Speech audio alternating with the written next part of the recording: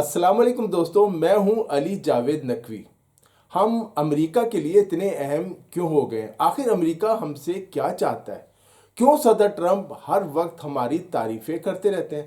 اپنے پہلے دور صدارت میں یہی صدر ٹرمپ تھے ہم پر ڈبل گیم کرنے اور دھوکہ دینے کا الزام لگاتے تھے۔ آج کی اس ویڈیو میں ہم اس کا جائزہ لیں گے۔ اگر آپ نے ہمارے چینل کو سبسکرائب نہیں کیا تو چینل کو سبسکرائب کر لیں اور ویڈیو کو لائک کر لیں تاکہ آپ کو ہماری ویڈیوز ملتی رہیں۔ پاکستان امریکہ کے لیے اتنا اہم ہو جائے گا کسی نے سوچا بھی نہ تھا۔ جب دنیا کے طاقتور ترین ممالک کے سربراہان شرم الشیخ میں جمع تھے، صدر ٹرمپ پاکستان اور فیلڈ مارشل سید عاصم منیر کی تعریف اور وزیر اعظم شہباز شریف کو فیلڈ مارشل کو سلام پہنچانے کا پیغام دے رہے تھے، پوری دنیا اس پر حیران تھی۔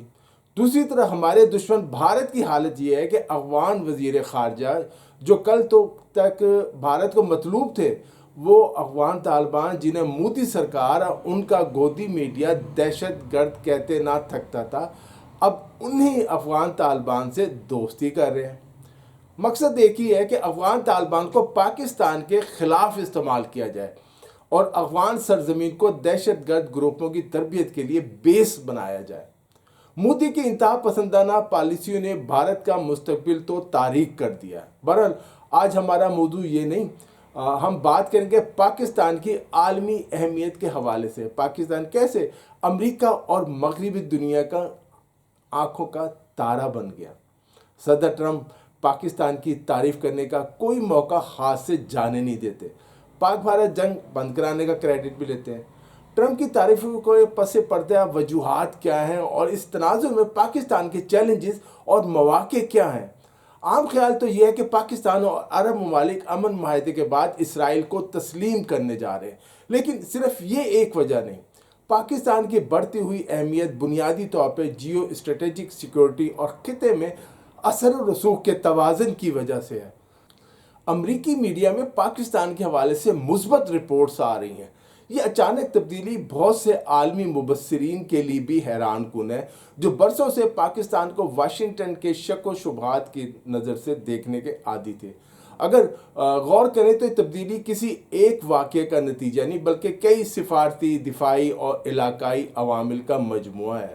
صدر ٹرمپ کے آتے ہی پاکستان نے امریکہ کو ایک مطلوب دہشت گرد حوالے کر کے واشنگٹن میں اعتماد کی فضا بحال کی۔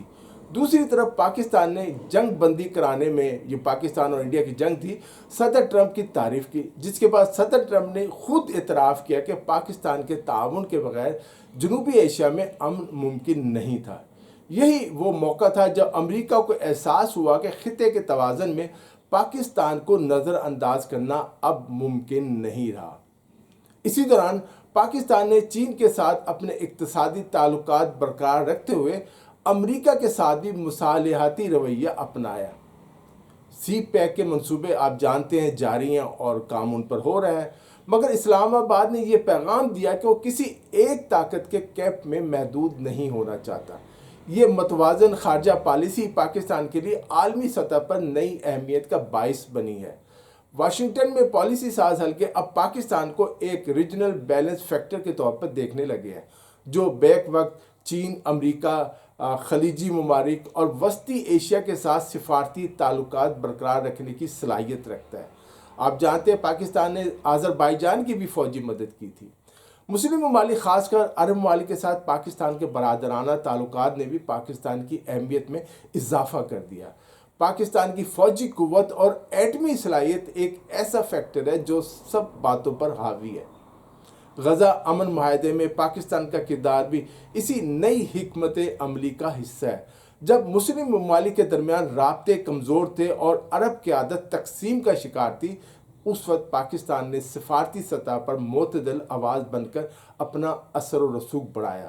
صدر ٹرمپ کے قریبی مشیروں کا کہنا ہے کہ پاکستان نے پس پردہ مذاکرات میں امریکی ٹیم کے ساتھ معلومات اور تجاویز کا تبادلہ کیا، جس سے غزہ امن پلان کو بین الاقوامی حمایت ملی۔ یہی وہ موقع تھا جب واشنگٹن میں پاکستان کو مصالحانہ طاقت کے طور پر دیکھا جانے لگا۔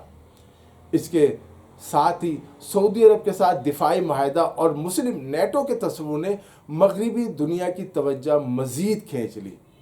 امریکہ کو یہ احساس ہوا کہ اگر پاکستان نے عرب دنیا میں اپنا دفاعی اثر و رسوخ بڑھایا تو مشرق وسطیٰ کی طاقت کا توازن تبدیل ہو سکتا ہے۔ لہذا واشنگٹن نے فوری طور پر اسلام آباد کے ساتھ تعلقات بہتر بنانے کا فیصلہ کیا تاکہ کسی نئی عسکری اتحاد کی سمت امریکہ کے لیے ناقابل رسائی نہ ہو جائے، چین نہ اس میں کود پڑے۔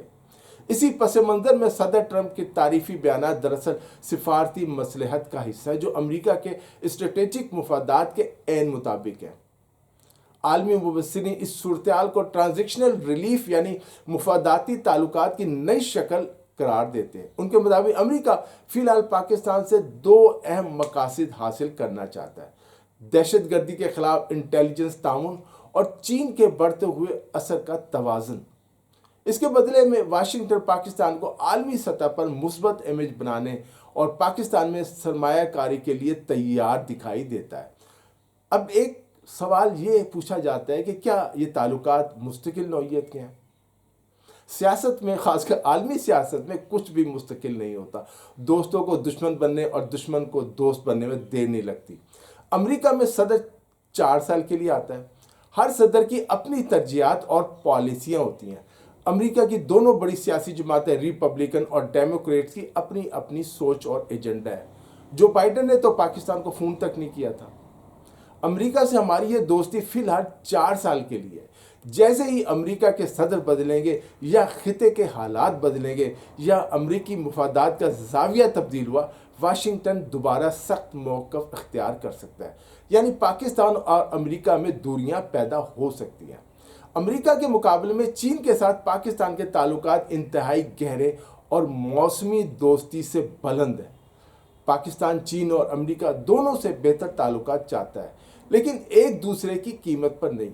پاکستانی حکومت کبھی امریکیوں کو اس بات کی اجازت نہیں دے گی کہ وہ پاکستان کی سرزمین کو چین کے خلاف استعمال کرے۔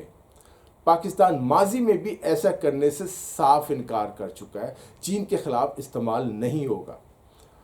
پاکستان کے لیے اصل چیلنج یہ ہے کہ وہ اس موقع سے کس طرح فائدہ اٹھاتا ہے۔ اگر اسلام آباد اپنی بیلنس پالیسی برقرار رکھتا ہے، چین اور امریکہ دونوں کے ساتھ عملی مگر غیر انحصاری تعلقات قائم رکھے، تو وہ خطے میں ایک باوقار، آزاد اور فیصلہ کن ملک کے طور پر ابھر سکتا ہے۔ مگر اگر اندرونی سیاسی کشمکش، معاشی بحران یا غیر متوازن خارجہ پالیسی نے سر اٹھایا تو یہ نئی سفارتی پیش رفت وقتی ثابت ہوگی۔ یہ بات بھی سمجھنے کی ہے کہ پاکستان کا موجودہ کردار صرف اتفاق نہیں بلکہ برسوں کے پیدا ہونے والا ایک نادر موقع۔ یہ موقع بہت دہائیوں بعد آتے ہیں۔ امریکہ کو اب احساس ہو رہا ہے کہ افغانستان سے نکلنے کے بعد جنوبی ایشیا میں اس کا سب سے قابل بھروسہ رابطہ پاکستان ہی تھا، جو اس سے دور ہو کر چین کے قریب ہو گیا اور چین پاکستان کے راستے گوادر تک پہنچ گیا۔ پاکستان کے ذریعے چین نے عرب ممالک کے ساتھ بھی تعلقات بہتر بنائے اور ان کا اعتماد حاصل کیا۔ دوسری طرف بھارت نے بھی، جس کی معیشت کا تمام تر انحصار امریکہ اور مغربی ممالک پر ہے، روس سے دوستی کو برقرار رکھا اور بڑے پیمانے پر تیل خرید کر روس کو مالی فائدہ پہنچایا، جس کا ذکر صدر ٹرمپ بار بار کرتے ہیں۔ یعنی امریکہ نے پاکستان کو چھوڑ کر بھارت کا ہاتھ پکڑا، لیکن بھارت امریکہ کو دھوکہ دیتا رہا۔ امریکہ کا مطالبہ ہے کہ بھارت روس سے دوری اختیار کرے اور روسی تیل نہ خریدے، لیکن بھارت ابھی تک خرید رہا ہے۔ بھارت کے رویے اور چین کی ترقی کو دیکھ کر امریکہ کو احساس ہوا کہ خطے میں اس کا ایک دوست ملک پاکستان تھا جو اس سے ناراض ہے۔ صدر ٹرمپ کی تعریفیں بھی اسی حقیقت کا سیاسی اظہار ہے۔ امریکہ کو نہ صرف اس خطے میں بلکہ مڈل ایسٹ میں بھی پاکستان کی ضرورت ہے۔ یوں کہا جا سکتا ہے کہ پاکستان اس وقت عالمی طاقتوں کے درمیان ایک ایسے پل کی حیثیت اختیار کر چکا ہے جس کے بغیر خطے کے بڑے فیصلے ممکن ہی نہیں۔ ہمارے پالیسی ساز یقیناً کوشش کر رہے ہوں گے کہ اس صورتحال سے زیادہ سیاسی، سفارتی اور معاشی فائدہ اٹھایا جائے، پاکستانی معیشت اور دفاع دونوں کو مضبوط کیا جائے تاکہ پاکستان کی اہمیت میں مزید اضافہ ہو اور پاکستان ایک بار پھر امت مسلمہ کا قلعہ بن جائے۔ دوستو، اس ویڈیو میں اتنا ہی۔ علی جاوید نقوی کو اجازت دیجیے، اپنا خیال رکھیے گا۔ خدا حافظ۔